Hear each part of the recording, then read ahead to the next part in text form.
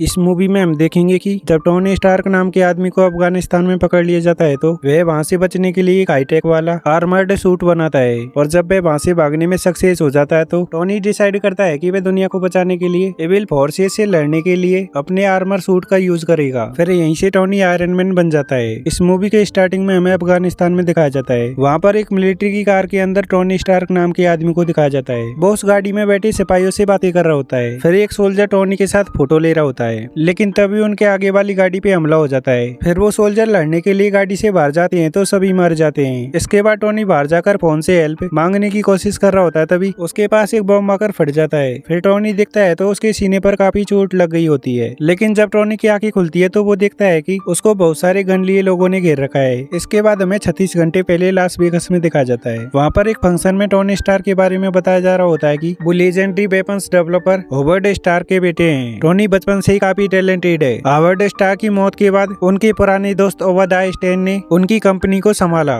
लेकिन 21 साल की उम्र में टोनी स्टार्क वापस आया और अपने पिता की कंपनी स्टार्क इंडस्ट्रीज को संभाला। इसके बाद रोडी अपोगी अवार्ड के लिए टोनी को स्टेज पे बुलाता है, लेकिन टोनी वहाँ पर नहीं आता। फिर टोनी के पिता का फ्रेंड ओबादिया आकर उसके अवार्ड को ले लेता है और कहता है कि टोनी की सबसे अच्छी बात तो ये है कि वो हमेशा काम करता रहता है। इसके बाद हमें टोनी को दिखाया जाता है जो कि गेम खेल रहा होता है, लेकिन तभी टोनी के पास रोडी आ जाता है। रोडी टोनी से थोड़ा सा गुस्सा होता है, लेकिन उसका अवार्ड वो वही ला कर दे देता है। फिर वो उस जगह से जाने लगते हैं, तभी रोडी उससे कहता है कि कल मिलते हैं। इसके बाद टोनी बाहर आकर अपनी कार में बैठने वाला होता है, तभी वहाँ पर एक लड़की आ जाती है जिसका नाम क्रिस्टीन एवरहार्ट होता है। वो वैनिटी फेयर मैगजीन से होती है जो टोनी का इंटरव्यू लेना चाहती है, लेकिन टोनी बहाने बनाकर उसकी बातों को टाल देता है। टोनी उसे अपने घर आकर सारी बातें डिस्कस करने के लिए कहता है। इसके बाद क्रिस्टीन टोनी के घर आ जाती है, लेकिन जब सुबह जगकर वो टोनी को ढूंढ रही होती है तो तभी उसे दीवार पर एक डिवाइस दिखाई देता है। जब वह उसका स्विच दबाती है तो टोनी का पर्सनल एआई सिस्टम जार्विस उससे बात करता है और तभी वहाँ पर टोनी की पर्सनल असिस्टेंट पेपर पॉट्स आ जाती है। फिर पेपर पॉट्स क्रिस्टीन से बात करके उसे वहाँ से तुरंत जाने को कहती है। इसके बाद हमें टोनी को दिखाया जाता है जो अपना काम कर रहा होता है। तभी उसके पास पेपर पॉट्स आ जाती है। पेपर टोनी को उसकी फ्लाइट के लिए कह रही होती है और पेपर बताती है कि आज उसका बर्थडे भी है, तो टोनी उसे अपनी तरफ से एक गिफ्ट खरीदने को कहता है। पेपर कहती है कि मैं पहले से ही गिफ्ट खरीद चुकी हूँ। फिर वो दोनों आपस में हंसने लगते हैं। इसके बाद टोनी और उसका बॉडीगार्ड हैप्पी होगन अपनी फ्लाइट के लिए आ जाते हैं, जहाँ पर रोडी उनका इंतजार कर रहा होता है। इसके बाद वो फ्लाइट से वहाँ से निकल जाते हैं। फ्लाइट में टोनी और लेफ्टिनेंट कर्नल जेम्स रोडी आपस में बातें कर रहे होते हैं। रोडी टोनी से अवार्ड फंक्शन में नहीं आने से नाराज होता है, तो टोनी उसे सॉरी बोल के मना लेता है। इसके बाद वो अफगानिस्तान के एयरबेस पर पहुंच जाते हैं। फिर टोनी रोडी समेत अमेरिकी सोल्जर्स को अपनी बनाई हुई जेरिको मिसाइल के बारे में बता रहा होता है और कहता है कि इसके हमले से कोई भी नहीं बच सकता। इसके बाद टोनी अपनी मिसाइल जेरिको का प्रदर्शन अमेरिकी सोल्जर्स के सामने करके दिखाता है। लॉन्च होते ही जेरिको मिसाइल अपना दम दिखाती है। जहाँ पर उसे टारगेट किया था वो उस जगह को पूरी तरह से डिस्ट्रॉय कर देती है, जिसका असर वो जहाँ पर खड़े थे वहाँ पर भी दिखता है। फिर टोनी वहाँ से गाड़ी में बैठकर जाने लगता है। रोडी उसके साथ आना चाहता था, लेकिन टोनी उससे मना कर देता है। इसके बाद उनकी गाड़ियां एयरबेस की तरफ जाने लगती है। तभी उनके आगे वाली गाड़ी में धमाका हो जाता है। इसके बाद जब टोनी की आंखें खुलती है तो वो अपने आप को दूसरी जगह पाता है। टोनी देखता है कि उसके साइड में एक आदमी खड़ा है और पास ही में एक बैटरी उसके सीने से जुड़ी हुई है। इससे टोनी काफी घबरा जाता है और अपने सीने से उस पट्टी को हटाने लगता है। फिर टोनी को पता चलता है कि एक डिवाइस उसके सीने से एक कार बैटरी से जोड़ा गया है। तो टोनी उस आदमी से पूछता है कि तुमने मेरे साथ क्या किया है। वो आदमी बताता है कि मैंने जो भी किया तुम्हारी जिंदगी बचाने के लिए किया। मैं जितने छर्रे निकाल सकता था निकाल दिए, लेकिन अब भी काफी छर्रे तुम्हारे अंदर है और वो सब तुम्हारे दिल की तरफ बढ़ रहे हैं। इसके बाद में वो आदमी को छर्रे लेके टोनी को दिखा देता है और वो आदमी बताता है कि इन छर्रों को अंदरूनी अंगों तक पहुंचने के लिए लगभग एक हफ्ता लग जाता है। फिर टोनी उससे पूछता है कि मेरे सीने पर ये डिवाइस क्या है। तो वो आदमी बताता है कि एक इलेक्ट्रोमैग्नेट है, इसे कार की बैटरी से जोड़ा गया है, ये छर्रों को तुम्हारे दिल तक पहुंचने से रोकेगा। और वो बताता है कि टोनी हम पहले भी बर्न में मिल चुके हैं। फिर टोनी उससे कहता है कि मुझे याद नहीं है। इसके बाद कुछ लोगों के आने की आवाज आती है और वो आदमी वो कहता है वैसा ही टोनी को करने के लिए कहता है। इसके बाद उनके सामने कुछ हथियार लिए लोग आ जाते हैं और वो अपनी भाषा में उनके सामने कुछ बातें बोलते हैं। फिर वो आदमी टोनी को समझाते हुए कहता है कि टोनी ये लोग तुम्हें जानते हैं और इनका कहना है कि तुम इनके लिए एक मिसाइल बनाओ, जेरिको जैसी मिसाइल। इसके बाद में वो लोग टोनी को मिसाइल की फोटो दिखा देते हैं, लेकिन टोनी उनसे मिसाइल बनाने के लिए मना कर देता है। फिर वो लोग टोनी को मिसाइल बनाने के लिए टॉर्चर करते हैं और टोनी को उस केव से बाहर लेकर आ जाते हैं। यहाँ पर टोनी देखता है कि उसकी कंपनी के बनाए हुए सारे हथियार उनके पास है। फिर टेन रिंग्स ग्रुप का आदमी टोनी को मिसाइल के बारे में पूछता है, तो टोनी कहता है इनके पास मेरे सारे वेपन्स है। टेन रिंग्स ग्रुप का आदमी कहता है कि टोनी तुम हमारे लिए मिसाइल बनाओ, फिर हम तुम्हें आजाद कर देंगे। फिर टोनी उस डॉक्टर से कहता है कि हमसे झूठ बोल रहा है, हमें कभी आजाद नहीं करेगा। इसके बाद टोनी और वो डॉक्टर मिसाइल बनाने की तैयारी करने लगते हैं। वो उनसे मिसाइल बनाने का सामान मंगा रहा होता है। टेन रिंग्स ग्रुप के आदमी टोनी पर कैमरों से नजर रखे हुए थे। टोनी और वो डॉक्टर मिसाइल बनाने का काम शुरू कर देते हैं। वो डॉक्टर टोनी की हेल्प कर रहा होता है तो टोनी उससे उसका नाम पूछता है। फिर वो डॉक्टर बताता है कि उसका नाम येनसेन है। थोड़ी देर बाद टोनी एक छोटा आर्क रिएक्टर बना लेता है अपने इलेक्ट्रोमैग्नेट को पावर देने के लिए। फिर टोनी येनसेन को अपना बाहर जाने का प्लान बताता है। टोनी येनसेन को उसके बारे में पूछता है तो वो बताता है कि येनसेन एक छोटे से शहर कुलमीरा से है और उसका एक परिवार भी है। टोनी और येनसेन पर वो लोग कैमरों से नजर रखे हुए थे, लेकिन उन लोगों को टोनी के काम पर डाउट होता है तो वो लोग उन्हें चेक करने के लिए अंदर आ जाते हैं। पहले तो वो खुद ही चेक करने लगते हैं, फिर येनसेन से पूछने लग जाते हैं कि तुम लोग सच बताओ कि क्या बना रहे हो। वो लोग येनसेन को डराने लगते हैं, लेकिन टोनी उन्हें रोक लेता है। फिर टेन रिंग्स का लीडर राजा टोनी को मिसाइल बनाने के लिए अगले दिन तक का टाइम देता है। तब टोनी अपना काम करने के लिए जल्दी से लग जाता है। इसमें येनसेन भी उसकी हेल्प कर रहा होता है। फिर टेन रिंग्स का लीडर राजा उनको सीसीटीवी कैमरे से देख रहा होता है। उसको वहाँ पर फिर से कुछ गड़बड़ दिखाई देती है तो वो अपने लोगों को टोनी को चेक करने के लिए भेज देता है। उधर टोनी ने अपना आर्मर पहन लिया होता है और येनसेन उसको चालू करवाने में उसकी मदद कर रहा होता है। लेकिन रजा के लोग जब गेट खोलने की कोशिश करते हैं तो वहाँ पर धमाका हो जाता है। ये देखकर रजा के लोग टोनी की तरफ तेजी से आने लगते हैं। तभी येनसेन उनका ध्यान भटकाने के लिए गन लेकर वहाँ से चला जाता है। उधर टोनी के आर्मर की पावर पूरी लोडिंग नहीं हुई थी। दूसरी तरफ येनसेन को भी रजा के लोगों ने घेर लिया था। तब टोनी के पास आकर रजा के लोग अंधाधुंध गोलियां चला रहे होते हैं, लेकिन थोड़ी देर बाद टोनी भी अपना आर्मर पहन के उनका सामना कर रहा होता है। टोनी रजा के लोगों की अच्छे से धुलाई कर देता है, लेकिन जब टोनी केव से बाहर आ रहा होता है तो देखता है कि येनसेन नीचे जख्मी पड़ा है। तभी टोनी के ऊपर उनका लीडर रजा हमला कर देता है। फिर टोनी भी जवाबी हमला रजा के ऊपर कर देता है। टोनी येनसेन को उसके घर ले जाने के लिए कह रहा होता है, लेकिन येनसेन बताता है कि उसकी फैमिली पहले ही मर चुकी है। फिर येनसेन भी वहीं पर दम तोड़ देता है। फिर जब टोनी उस केव से बाहर आता है तो रजा के बाकी लोग उस पर हमला करने लग जाते हैं। फिर टोनी भी उन सब पर जवाबी हमला करते हुए वहाँ पर एक जोरदार धमाका कर अपने सूट की मदद से उड़ते हुए वहाँ से भागने लगता है, लेकिन थोड़ी दूर जाकर वो नीचे गिर जाता है। लेकिन टोनी बच गया होता है और वो जिंदा होता है। फिर वो पैदल चलकर वहाँ से आगे बढ़ने लगता है। तभी हेलीकॉप्टर लेके रोडी उसको लेने आ जाता है। इसके बाद रोडी और टोनी अमेरिका के एयरपोर्ट पर पहुंच जाते हैं। यहाँ पर टोनी का पेपर पोर्ट्स वेट कर रही होती है। इसके बाद वो गाड़ी में बैठकर वहाँ से चले जाते हैं। टोनी प्रेस कॉन्फ्रेंस करने पहुंच जाता है। यहाँ पर ओबेडा स्टैन उसका वेलकम करता है। फिर टोनी प्रेस कॉन्फ्रेंस में बताता है कि उसने अपने सोल्जर्स को अपनी कंपनी के बनाए हुए वेपन से मरते हुए देखा है और उसके वेपन्स का गलत यूज हो रहा है। वो दुनिया को विस्फोट के अलावा कुछ और देना चाहता है, इसलिए वो स्टार्क इंडस्ट्रीज की वेपन्स मैन्युफैक्चर करने की डिवीजन को बंद करने का ऐलान कर देता है। ये सुनने के बाद वहाँ पर सभी लोग हैरान हो जाते हैं। इसके बाद ओबेदा टोनी से बात करने के लिए उसकी कंपनी में आता है। वो टोनी को समझाने की कोशिश करता है कि उसकी कंपनी इस तरह से हथियार बनाना बंद नहीं कर सकती, लेकिन टोनी क्लियरली उससे हथियार बनाने के लिए मना कर देता है। तो ओबेदा उससे पूछता है कि अब हमारी कंपनी क्या बनाएगी। टोनी उसे बताता है कि हमें आर्क रिएक्टर की तकनीक को एक बार फिर से टेस्ट करना चाहिए, लेकिन ओबेदा फिर भी आर्क रिएक्टर के लिए मना कर देता है। तो टोनी अपने सीने पर लगे छोटे आर्क रिएक्टर को उसे दिखाता है। टोनी के आर्क रिएक्टर को देख के ओबेदा हैरान हो जाता है। फिर ओबेदा इसके लिए हाँ कर देता है। पेपर न्यूज देख रही होती है, तभी टोनी उसे कॉल करके अपने पास बुलाता है। जब पेपर टोनी के पास आ जाती है तो टोनी उसे कहता है कि मुझे तुम्हारी हेल्प चाहिए इस आर्क रिएक्टर को चेंज करने में। टोनी अपने सीने पर लगे पुराने आर्क रिएक्टर को हटा देता है, लेकिन उसके सीने के अंदर एक तार फंस गया होता है। तो टोनी पेपर से उसे पहले निकालने को कहता है। फिर पेपर घबराते हुए बड़ी मुश्किल से उस तांबे वाले तार को बाहर निकाल लेती है। इसके बाद पेपर उस पावरफुल आर्क रिएक्टर को टोनी के सीने पर लगा देती है। फिर पेपर टोनी से कहती है कि फिर कभी मुझे ऐसा काम करने के लिए मत कहना। तो टोनी उससे कहता है कि मेरा तुम्हारे सिवा कोई नहीं है, और टोनी पेपर से उस पुराने रिएक्टर को फेंकने के लिए कहता है। इसके बाद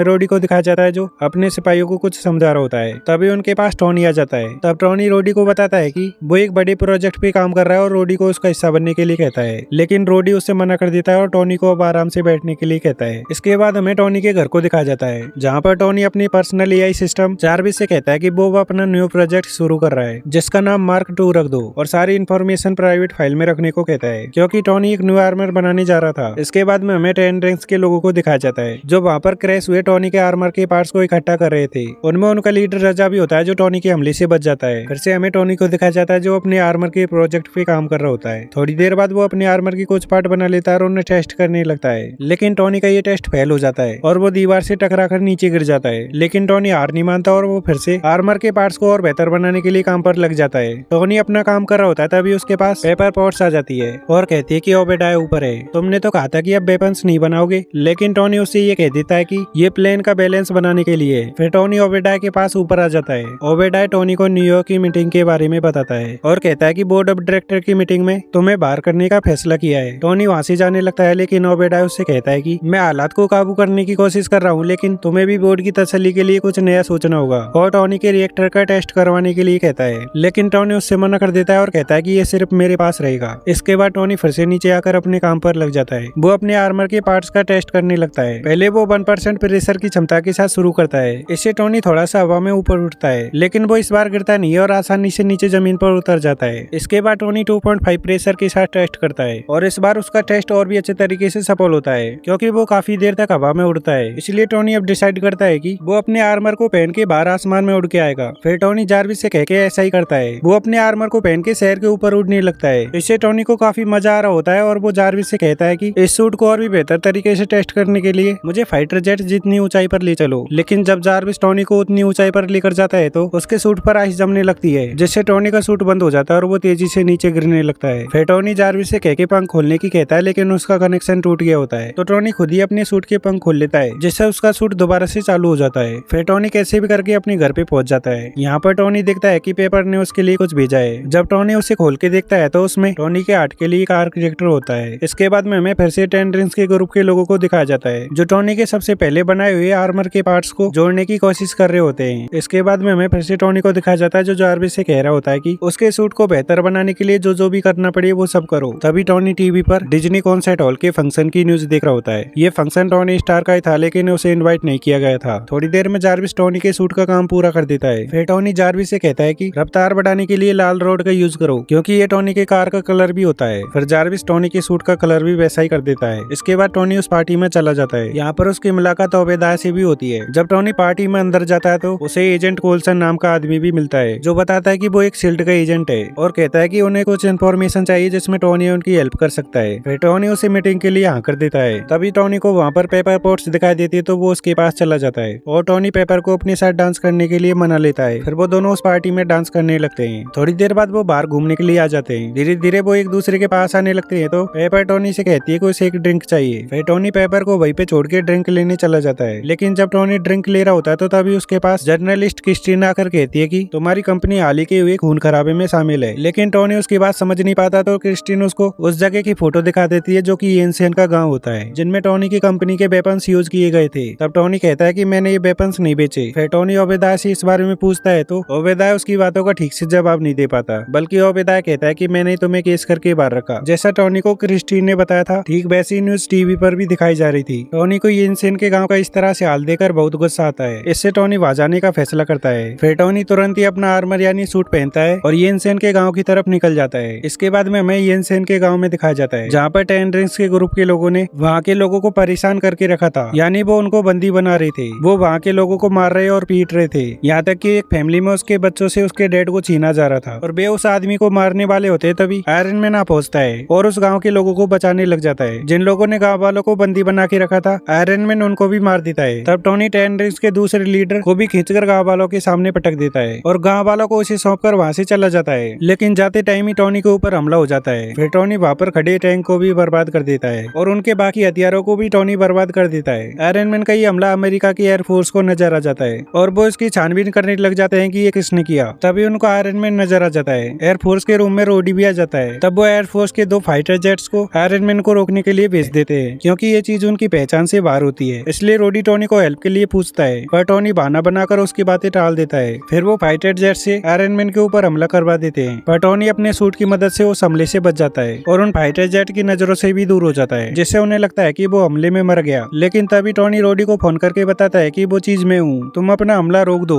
लेकिन टोनी उनको फिर से फाइटर जेट पे नजर आ जाता है। फिर वो फाइटर जेट को घुमाकर उसे हटाने की कोशिश करते हैं। इससे टोनी उस फाइटर जेट से छूटकर दूसरे जेट से टकरा जाता है, जिससे वो जेट तेजी से नीचे गिरने लगता है। उस जेट का पायलट बाहर निकल जाता है, लेकिन उसका पैराशूट नहीं खुलता। तब टोनी इसमें उसकी हेल्प कर देता है, जिससे वो पायलट बच जाता है। फिर टोनी रोडी से कहता है कि तुम इसको ट्रेनिंग एक्सरसाइज बता देना। फिर रोडी प्रेस कॉन्फ्रेंस में ऐसा ही बोल देता है। इसके बाद टोनी घर पे आके अपना सूट उतार रहा होता है। तभी वहाँ पर पेपर पॉट्स आ जाती है और टोनी को ऐसे देखकर हैरान हो जाती है। इसके बाद हमें 10 रिंग्स के लोगों को दिखाया जाता है, जिनसे मिलने ओबेडाय पहुंच जाता है। जब वो 10 रिंग्स के लीडर के साथ अंदर जाके देखता है तो वहाँ पर टोनी का सबसे पहला बनाया हुआ आर्मर होता है। तब 10 रिंग्स ग्रुप का लीडर रजा उस आर्मर को ओबेदाय को देने के बदले उसके साथ मिलकर काम करने की बात करता है। तो ओबेदा रजा को एक डिवाइस से कंट्रोल कर लेता है और कहता है कि टेक्नोलॉजी हमारी ताकत है और वही तुम्हारी कमजोरी है। इसके बाद ओबेदा टेंट से बाहर आके 10 रिंग्स के सभी लोगों को खत्म करवा देता है। वहाँ के सारे हथियार और आर्मर को भी ले जाता है। इसके बाद हमें टोनी को दिखाया जाता है, जो पेपर से कहता है कि उसके ऑफिस जाकर मेन कंप्यूटर हैक करके उसमें से अभी बेचे गए वेपन्स की लिस्ट लेकर आओ। उसके लिए टोनी पेपर को लॉचिप भी देता है, लेकिन पेपर पहले तो टोनी से इसके लिए मना कर देती है, क्योंकि उसे लगता है कि टोनी फिर से अपनी अपनी जान खतरे में डाल लेगा, लेकिन टोनी के समझाने पर पेपर मान जाती है। इसके बाद पेपर सीधे टोनी के ऑफिस आ जाती है और कंप्यूटर से वेपन्स की लिस्ट डाउनलोड कर रही होती है। तभी उसे उसमें टोनी को बंदी बनाए गए 10 रिंग्स के लोगों का वीडियो मिलता है, जिससे उसे पता चलता है कि इस सबके पीछे ओबेडाय का हाथ था। लेकिन तभी वहाँ पर ओबेडाय पहुँचता है। पेपर ओबेडाय के उसके पास आने से पहले ही सारा डेटा डाउनलोड कर लेती है और लॉचिप को एक न्यूज़पेपर से ढक देती है। फिर ओबेडाय पेपर के पास आके कहता है कि टोनी जब से उस केव से आया है वो पहले जैसा नहीं रहा। ओबेदा की बातें सुनने के बाद पेपर वहाँ से लॉचिप को न्यूज़पेपर से ढककर ले जा रही होती है। इससे ओबेदा को शक होता है तो वो पेपर से न्यूज़पेपर मांग लेता है। फिर पेपर न्यूज़पेपर तो दे देती है, लेकिन लॉचिप को अपने पास छुपा लेती है। इसके बाद पेपर वहाँ से चली जाती है। जब ओबेदा कंप्यूटर खोल के देखता है तो उससे उसको सब कुछ पता चल जाता है। ऑफिस से नीचे आते ही पेपर शील्ड एजेंट फिल कोल्सन को देखती है और उसे इसी टाइम बात करने को कहती है। इसके बाद हमें ओबेदा को आर्क रिएक्टर के पास दिखाया जाता है। उससे उसका साइंटिस्ट कहता है कि इस आर्क रिएक्टर को नहीं बनाया जा सकता क्योंकि ऐसी तकनीक बनी नहीं है, लेकिन ओबेदा बताता है कि ऐसे आर्क रिएक्टर को टोनी ने उस केव के अंदर ही बना लिया था। इसके बाद हमें टोनी को दिखाया जाता है जो पेपर को कॉल कर रहा होता है। तभी उसके पास ओबेदा आकर एक डिवाइस से उसको कंट्रोल कर लेता है। फिर ओबेदा टोनी को बताता है कि उसने उसे अफगानिस्तान में मारने का ऑर्डर दिया था। फिर ओबेदा टोनी का आर्क रिएक्टर उससे ले लेता है और कहता है कि तुमने पेपर को इसमें शामिल करके अच्छा नहीं किया, मैं चाहता था कि वो जिंदा रहे। ये कहने के बाद ओबेदा वहाँ से चला जाता है। इसके बाद हमें रोडी को दिखाया जाता है जो पेपर से फोन पे बात कर रहा होता है। उसको ओबेदा के बारे में पेपर सब कुछ बता देती है और वो टोनी के वहाँ पर जाकर उसको चेक करने को कहती है। फिर हमें टोनी को दिखाया जाता है जो पेपर के दिए हुए आर्क रिएक्टर तक पहुँचने की कोशिश कर रहा होता है, लेकिन टोनी उस तक नहीं पहुँच पाता। फिर टोनी की मशीन उसको उस आर्क रिएक्टर को दे देती है। तब टोनी आर्क रिएक्टर को शीशे से बाहर निकाल लेता है। इसके बाद में हमें ओबेदा को दिखाया जाता है जो टोनी के सबसे पहले बनाए गए आर्मर में टोनी के आर्क रिएक्टर को लगा देता है। इसके बाद हम देखते हैं कि रोडी टोनी के पास पहुंच जाता है। टोनी उससे पूछता है कि पेपर कैसी है। फिर रोडी बता देता है कि वो शील्ड के एजेंटों के साथ है और वो ओबेडाय को अरेस्ट करने गए हैं। तब पेपर भी शील्ड के एजेंटों के साथ ओबेडाय के वहाँ पर पहुंच जाती है।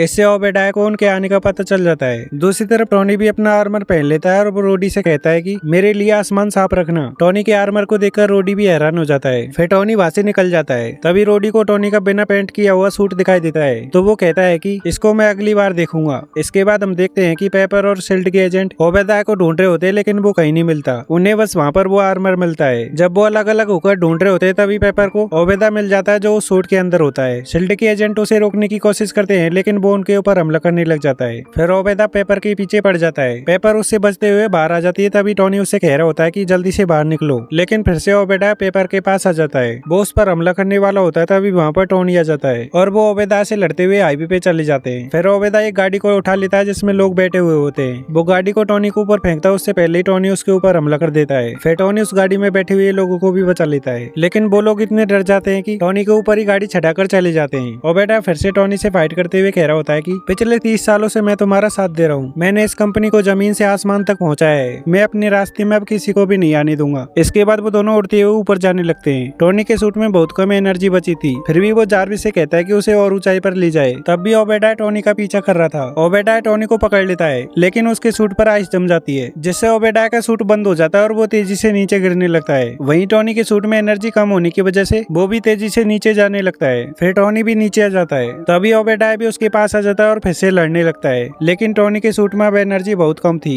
जिससे ओबेदा से टोनी सही ढंग से फाइट नहीं कर पा रहा था। फिर टोनी पेपर से कहता है कि हमें बड़ी वाली आर्क रिएक्टर को ओवरलोड करना होगा। तब पेपर पूछती है कि तुम ये सब करोगे कैसे। फिर टोनी पेपर से कहता है कि ये सब तुम करोगी, और पेपर ऐसा ही करती है। फिर टोनी ओबेदा से लड़ते हुए उसके सूट के वायर्स निकाल देता है। इससे ओबेदा का सूट का सिस्टम खराब हो जाता है और वो टोनी को उठा के दूर फेंक देता है। फिर ओबेदा टोनी के सूट के हेड को मसल देता है और कहता है कि मुझे इस सब में काफी मजा आ रहा है। तब पेपर भी आर्क रिएक्टर को ओवरलोड करने के लिए तैयार कर देती है और टोनी से कहती है कि वहाँ से दूर हट जाओ, लेकिन तभी ओबेदा टोनी पर फिर से हमला करने लग जाता है। इससे टोनी छत पर लटक जाता है। तब टोनी पेपर से आर्क रिएक्टर को ओवरलोड करने का बटन दबाने को कहता है और जैसे ही पेपर उस रिएक्टर का बटन दबाती है वो रिएक्टर ओवरलोड होकर बहुत सारी एनर्जी बाहर फेंकने लगता है। उसकी एनर्जी से टोनी साइड में जा गिरता है, लेकिन ओबेदा इससे नहीं बच पाता और वो एनर्जी उसके सूट के आर पार हो जाती है। इससे ओबेदा मर जाता है। फिर उसके सूट समेत ओबेदा उस आर्क रिएक्टर में गिर जाता है। इससे वहाँ पर बहुत बड़ा ब्लास्ट हो जाता है। फिर हमें टोनी को दिखाया जाता है जो बेहोश पड़ा होता है। फिर हमें न्यूज में रोडी को दिखाया जाता है जो इस सब को एक्सीडेंट बता देता है। तब हम टोनी और पेपर को भी देखते हैं। टोनी प्रेस कॉन्फ्रेंस के लिए तैयार हो रहा होता है। तभी शील्ड एजेंट फिल कोल्सन टोनी के पास आकर प्रेस के सामने बोलने की स्क्रिप्ट दे देता है और पेपर शील्ड एजेंट फिल कोल्सन को उनकी हेल्प करने के लिए थैंक यू बोल देती है। तब एजेंट फिल कोल्सन कहता है कि ये तो हमारा काम था। इसके बाद हमें रोडी को दिखाया जाता है जो प्रेस से कह रहा होता है कि मिस्टर स्टार्क हमें कुछ बताने वाले हैं, लेकिन कोई सवाल जवाब नहीं होगा। तब टोनी वहाँ पे आके बता देता है कि वो ही आयरन मैन है। ये सुनकर सभी लोग चौंक जाते हैं। फिर हमें इस मूवी के पोस्ट क्रेडिट सीन में टोनी को दिखाया जाता है। वो देखता है कि उसके घर पे कोई आदमी आया है और वो कहता है कि भाई आयरन मैन है, तुम इस दुनिया में इकलौते सुपर हीरो नहीं हो। फिर टोनी उससे पूछता है कि तुम कौन हो। तब वो आदमी बताता है कि उसका नाम निक फ्यूरी है और वो शिल्ड का डायरेक्टर है। इसी के साथ ये मूवी यहीं पे एंड हो जाती है। ऐसी ही और मूवीज एक्सप्लेनेशन देखने के लिए वीडियो को लाइक और चैनल को सब्सक्राइब करें।